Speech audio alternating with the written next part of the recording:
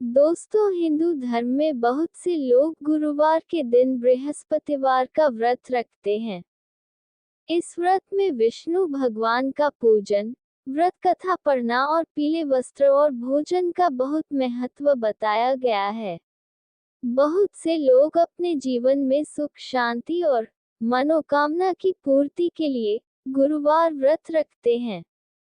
व्रत कथा के नियम अनुसार इस दिन व्रत के दौरान पीले रंग का कपड़ा पहने, पीला भोजन करें, भगवान विष्णु को पीले भोग चढ़ाएं, विष्णु जी और केले के पौधे या पेड़ का पूजन कर व्रत कथा पढ़ें। मान्यता है कि बृहस्पतिवार व्रत कथा के पाठ से जीवन में सुख समृद्धि आती है। तो आइए सुने श्री बृहस्पतिवार का व्रत कथा। भारतवर्ष में एक प्रतापी और दानी राजा राज्य करता था। वह नित्य गरीबों और ब्राह्मणों की सहायता करता था। ये बात उसकी रानी को अच्छी नहीं लगती थी।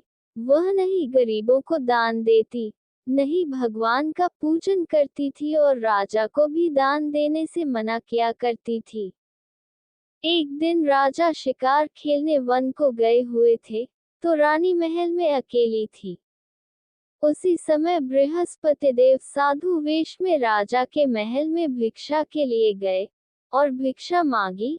रानी ने भिक्षा देने से इनकार किया और कहा, हे साधु महाराज, मैं तो दान पुण्य से तंग आ गई हूँ।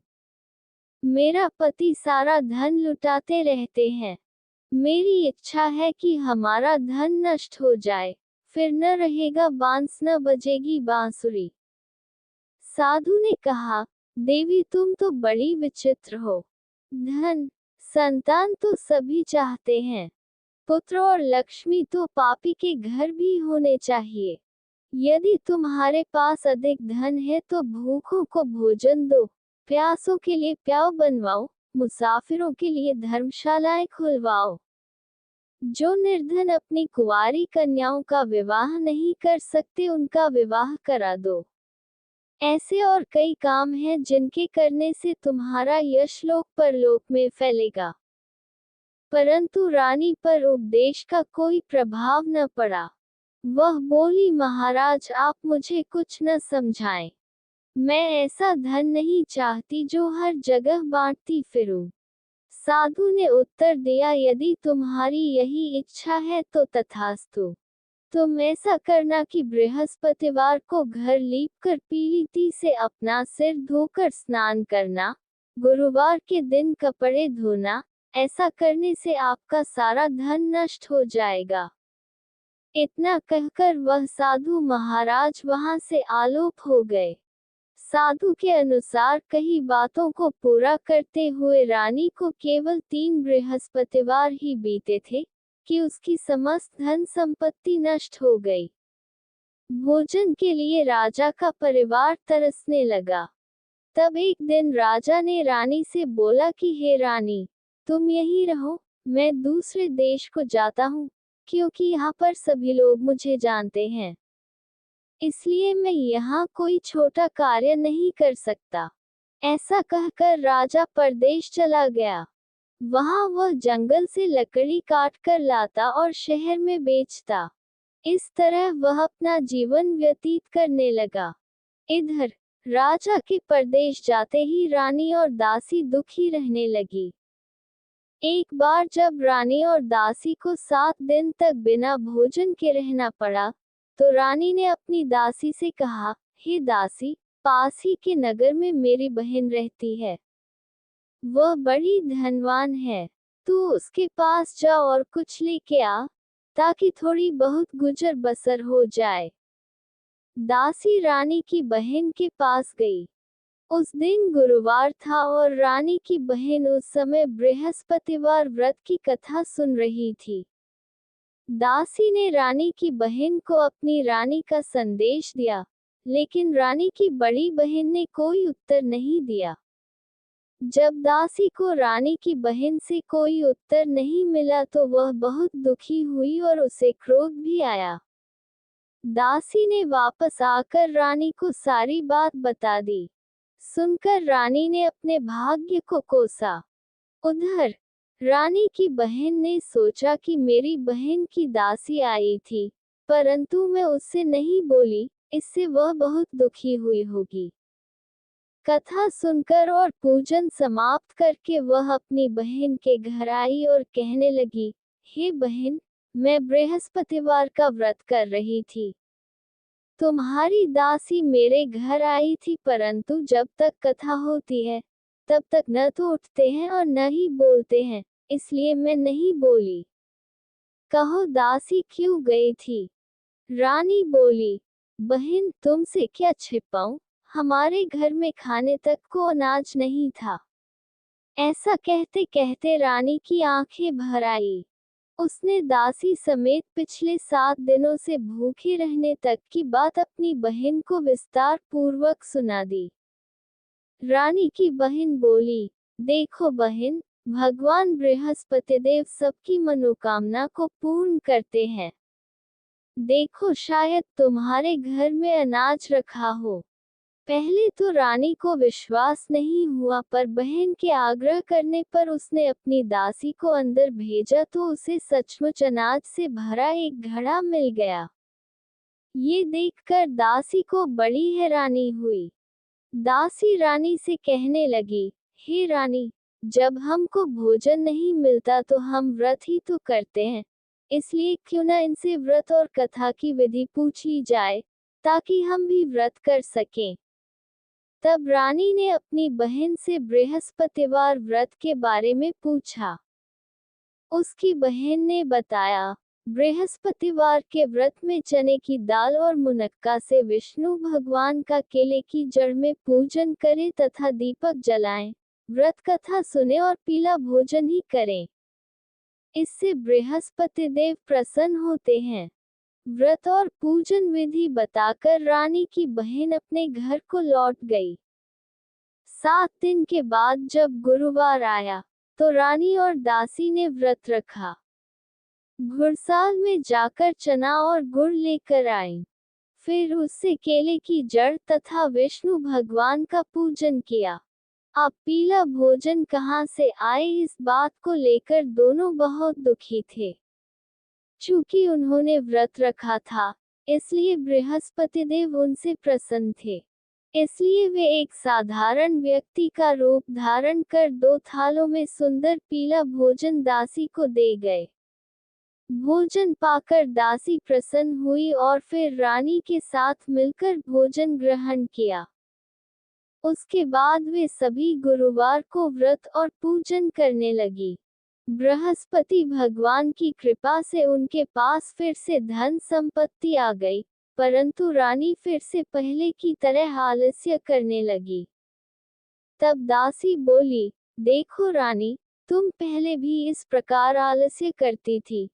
तुम्हें धन रखने में कष्ट होता था, इस कारण सभी धन नष्ट हो गया, और अब जब भगवान बृहस्पति की कृपा से धन मिला है तो तुम्हें फिर से आलस्य होता है। रानी को समझाते हुए दासी कहती है कि बड़ी मुसीबतों के बाद हमने ये धन पाया है, इसलिए हमें दान पुण्य करना चाहिए, भूखे मनुष्यों को भोजन कराना चाहिए, और धन को शुभ कार्यों में खर्च करना चाहिए, जिससे तुम्हारे कुल का यश बढ़ेगा, स्वर्ग की प्राप्ति होगी और पितृ प्रसन्न होंगे। दासी की बात मानकर रानी अपना धन शुभ कार्यों में खर्च करने लगी, जिससे पूरे नगर में उसका यश फैलने लगा। दूसरा अध्याय। एक दिन राजा दुखी होकर जंगल में एक पेड़ के नीचे आसन जमाकर बैठ गया। वह अपनी दशा को याद करके व्याकुल होने लगा। बृहस्पतिवार का दिन था। एकाएक उसने देखा कि निर्जन वन में एक साधु प्रकट हुए। वह साधु वेश में स्वयं बृहस्पति देवता थे। लकड़हारे के सामने आकर बोले, हे लकड़हारे, इस सुनसान जंगल में तू चिंतामग्न क्यों बैठा है? लकड़हारे ने दोनों हाथ जोड़कर प्रणाम किया और उत्तर दिया, महात्मा जी, आप सब कुछ जानते हैं, मैं क्या कहूँ? ये कहकर रोने लगा और साधु को अपनी आत्मकथा सुनाई। महात्मा जी ने कहा, तुम्हारी स्त्री ने बृहस्पति के दिन बृहस्पति भगवान का निरादर किया है, जिसके कारण रुष्ट होकर उन्होंने तुम्हारी यह दशा कर दी। अब तुम चिंता को दूर करके मेरे कहने पर चलो तो तुम्हारे सब कष्ट दूर हो जाएंगे और भगवान पहले से भी अधिक संपत्ति देंगे। तुम बृहस्पति के दिन कथा किया करो। कुछ पैसे के चने मुनक्का लाकर उसका प्रसाद बनाओ और शुद्ध जल से लोटे में शक्कर मिलाकर अमृत तैयार करो। कथा के पश्चात अपने सारे परिवार और सुनने वाले प्रेमियों में अमृत व प्रसाद बांटकर आप भी ग्रहण करो। ऐसा करने से भगवान तुम्हारी सब मनोकामनाएं पूरी करेंगे। साधु के ऐसे वचन सुनकर लकड़हारा बोला, हे प्रभु, मुझे लकड़ी बेचकर इतना पैसा नहीं मिलता जिससे भोजन के उपरांत कुछ बचा सकूं। मैंने रात्रि में अपनी स्त्री को व्याकुल देखा है।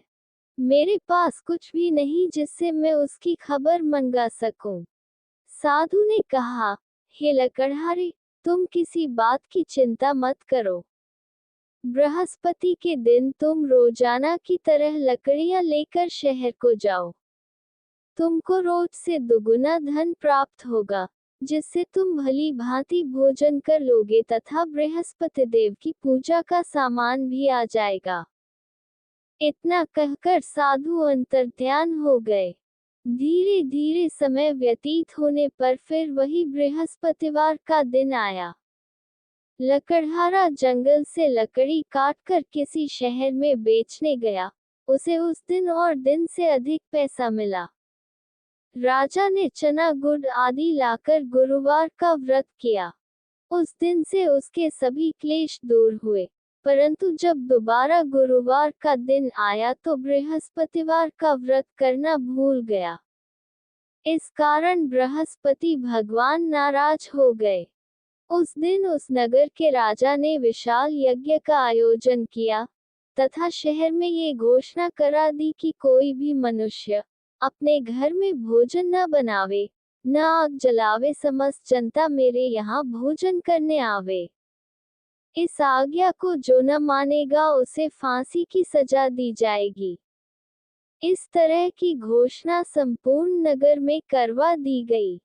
राजा की आज्ञानुसार शहर के सभी लोग भोजन करने गए, लेकिन लकड़हारा कुछ देर से पहुंचा, इसलिए राजा उसको अपने साथ घर ले गए और ले जाकर भोजन करा रहे थे तो रानी की दृष्टि उस खूंटी पर पड़ी जिस पर उसका हार लटका हुआ था। वह वहां पर दिखाई नहीं दिया। रानी ने निश्चय किया कि मेरा हार इस मनुष्य ने चुरा लिया है।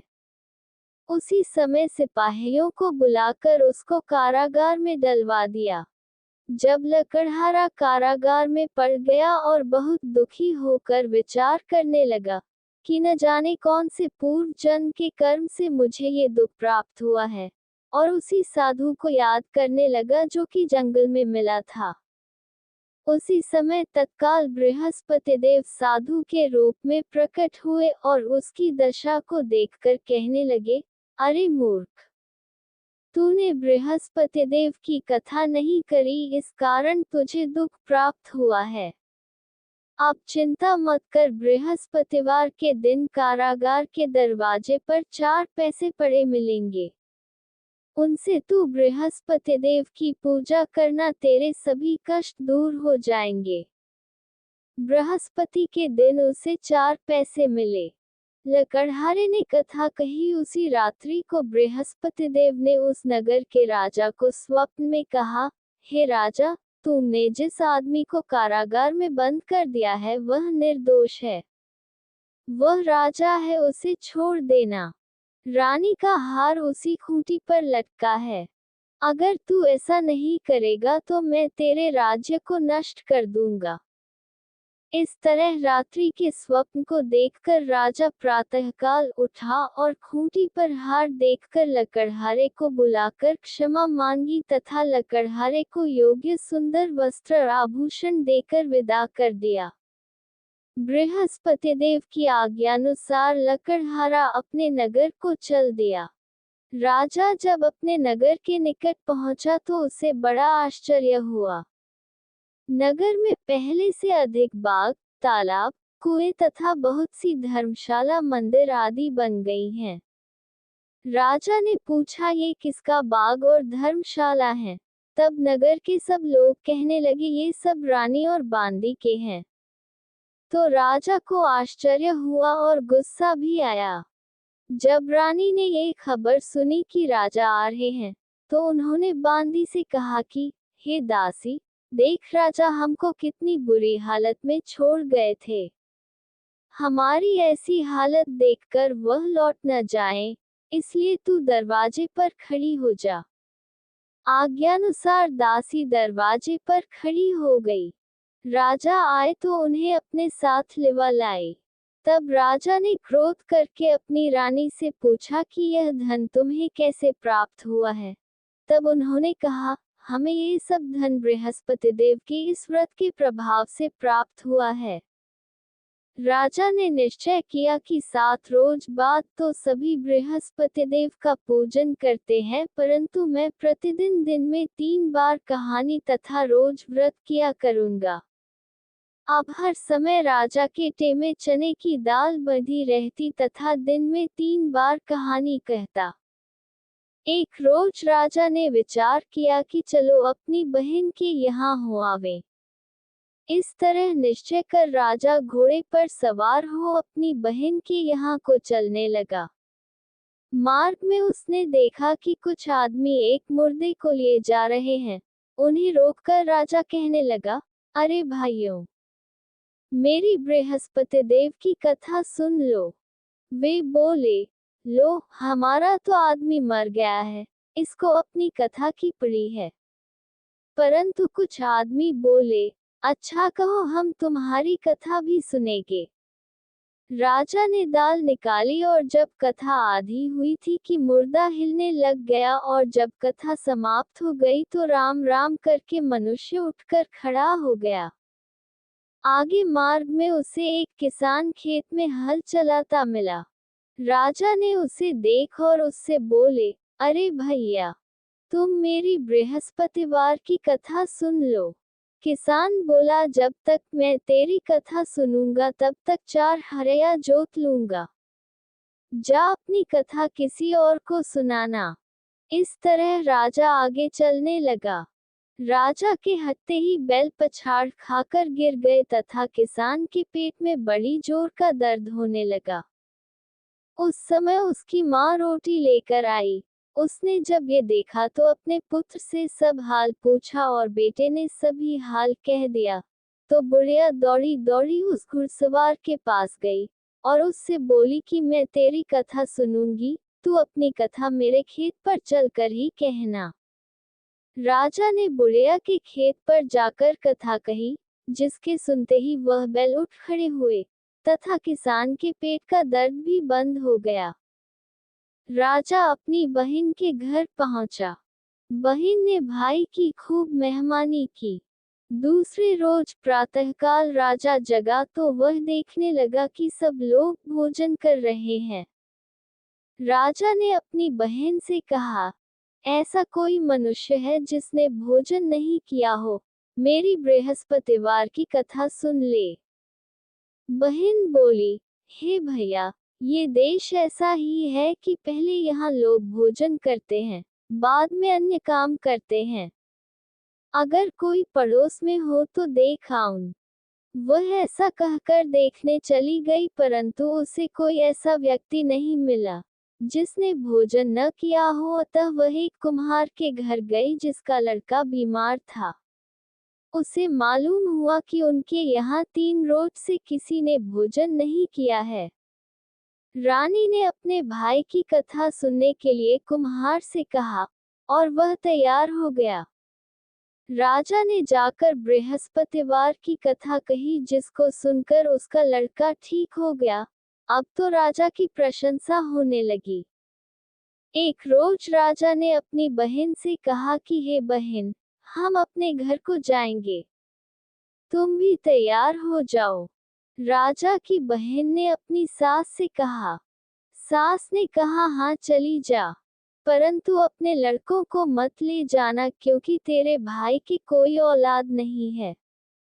बहन ने अपने भैया से कहा, हे भैया, मैं तो चलूंगी पर कोई बालक नहीं जाएगा। राजा बोला, जब कोई बालक नहीं चलेगा, तब तुम ही क्या करोगी? बड़े दुखी मन से राजा अपने नगर को लौट आया। राजा ने अपनी रानी से कहा, हम निर्वंशी हैं, हमारा मुंह देखने का धर्म नहीं है और कुछ भोजन आदि नहीं किया। रानी बोली, हे प्रभु, बृहस्पति देव ने हमें सब कुछ दिया है, वह हमें औलाद अवश्य देंगे। उसी रात को बृहस्पति देव ने राजा से स्वप्न में कहा, हे राजा उठ, सभी सोच त्याग दे, तेरी रानी गर्भ से है। राजा की यह बात सुनकर बड़ी खुशी हुई। 9वें महीने में उसके गर्भ से एक सुंदर पुत्र पैदा हुआ। तब राजा बोला, हे रानी, स्त्री बिना भोजन के रह सकती है, पर बिना कहे नहीं रह सकती। जब मेरी बहन आवे तुम उससे कुछ कहना मत। रानी ने सुनकर हाँ कर दिया। जब राजा की बहन ने ये शुभ समाचार सुना तो वह बहुत खुश हुई तथा बधाई लेकर अपने भाई के यहाँ आई। तभी रानी ने कहा, घोड़ा चढ़कर तो नहीं आई, गधा चढ़ी आई। राजा की बहन बोली, भाभी, मैं इस प्रकार न कहती तो तुम्हें औलाद कैसे मिलती? बृहस्पति देव ऐसे ही हैं, जैसी जिसके मन में कामनाएं हैं, सभी को पूर्ण करते हैं। जो सद्भावना पूर्वक बृहस्पतिवार का व्रत करता है एवं कथा पढ़ता है अथवा सुनता है, दूसरों को सुनाता है, बृहस्पति देव उसकी सभी मनोकामना पूर्ण करते हैं। भगवान बृहस्पति देव उसकी सदैव रक्षा करते हैं। संसार में जो मनुष्य सद्भावना से भगवान जी का पूजन व्रत सच्चे हृदय से करते हैं, तो उनकी सभी मनोकामनाएं पूर्ण करते हैं। जैसी सच्ची भावना से रानी और राजा ने उनकी कथा का गुणगान किया, तो उनकी सभी इच्छाएं बृहस्पति देव जी ने पूर्ण की थी। इसलिए पूर्ण कथा सुनने के बाद प्रसाद लेकर जाना चाहिए।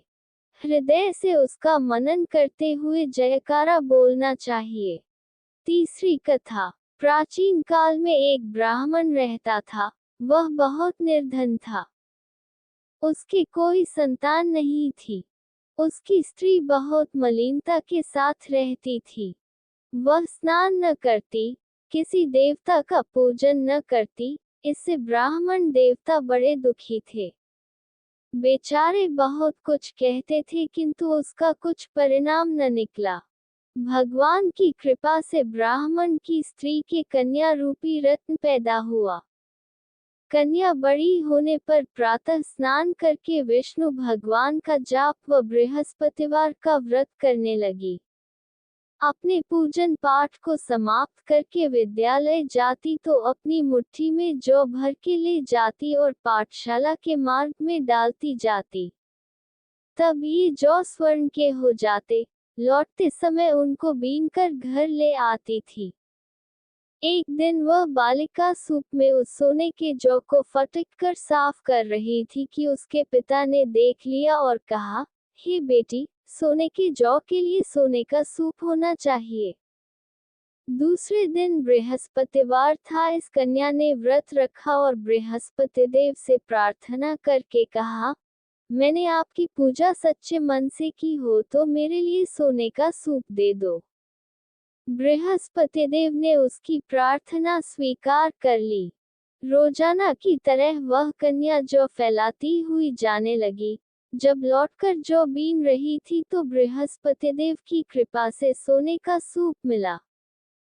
उसे वह घर ले आई और उसमें जौ साफ करने लगी, परंतु उसकी माँ का वही ढंग रहा। एक दिन की बात है कि वह कन्या सोने के सूप में जौ साफ कर रही थी। उस समय उस शहर का राजपुत्र वहां से होकर निकला। इस कन्या के रूप और कार्य को देखकर मोहित हो गया तथा अपने घर आकर भोजन तथा जल त्याग कर उदास होकर लेट गया। राजा को इस बात का पता लगा तो अपने मंत्री के साथ उसके पास गए और बोले, हे बेटा, तुम्हें किस बात का कष्ट है? किसी ने अपमान किया है अथवा और कारण हो सो कहो, मैं वही कार्य करूंगा जिससे तुम्हें प्रसन्नता हो। अपने पिता की राजकुमार ने बातें सुनी तो वह बोला, मुझे आपकी कृपा से किसी बात का दुख नहीं है, किसी ने मेरा अपमान नहीं किया है, परंतु मैं उस लड़की से विवाह करना चाहता हूँ जो सोने के सूप में जौ साफ कर रही थी। ये सुनकर राजा आश्चर्य में पड़ गया और बोला, हे बेटा, इस तरह की कन्या का पता तुम ही लगाओ, मैं उसके साथ तेरा विवाह अवश्य ही करवा दूंगा। राजकुमार ने उस लड़की के घर का पता बतलाया। तब मंत्री उस लड़की के घर गए और ब्राह्मण को सभी हाल बतलाया। ब्राह्मण राजकुमार के साथ अपनी कन्या का विवाह करने के लिए तैयार हो गए तथा विधि विधान के अनुसार ब्राह्मण की कन्या का विवाह राजकुमार के साथ हो गया। कन्या के घर से जाते ही पहले की भांति उस ब्राह्मण देवता के घर में गरीबी का निवास हो गया। अब भोजन के लिए भी अन्न बड़ी मुश्किल से मिलता था। एक दिन दुखी होकर ब्राह्मण अपनी पुत्री के पास गए। बेटी ने पिता की दुखी अवस्था को देखा और अपनी माँ का हाल पूछा। तब ब्राह्मण ने सभी हाल कहा। कन्या ने बहुत सा धन देकर अपने पिता को विदा कर दिया। इस तरह ब्राह्मण का कुछ समय सुखपूर्वक व्यतीत हुआ। कुछ दिन बाद फिर वही हाल हो गया। ब्राह्मण फिर अपनी कन्या के यहाँ गया और सारा हाल कहा तो लड़की बोली, हे पिताजी, माताजी को यहाँ लिवा लाओ, मैं उसे विधि बता दूंगी जिससे गरीबी दूर हो जाए। वह ब्राह्मण देवता अपनी स्त्री को साथ लेकर पहुँचे तो अपनी माँ को समझाने लगी, हे माँ, तुम प्रातःकाल प्रथम स्नान आदि करके विष्णु भगवान का पूजन करो तो सब दरिद्रता दूर हो जाएगी। परंतु उसकी माँ ने एक भी बात नहीं मानी और प्रातःकाल उठकर अपनी पुत्री के बच्चों की जूठन को खा लिया। इससे उसकी पुत्री को भी बहुत गुस्सा आया और एक रात को कोठरी से सभी सामान निकाल दिया और अपनी माँ को उसमें बंद कर दिया। प्रातःकाल उसे निकाला तथा स्नानादि करा के पाठ करवाया तो उसकी माँ की बुद्धि ठीक हो गई और फिर प्रत्येक बृहस्पतिवार को व्रत रखने लगी। इस व्रत के प्रभाव से उसके माँ बाप बहुत ही धनवान और पुत्रवान हो गए और बृहस्पति जी के प्रभाव से इस लोक के सुख भोग कर स्वर्ग को प्राप्त हुए। सत्यनारायण भगवान की जय।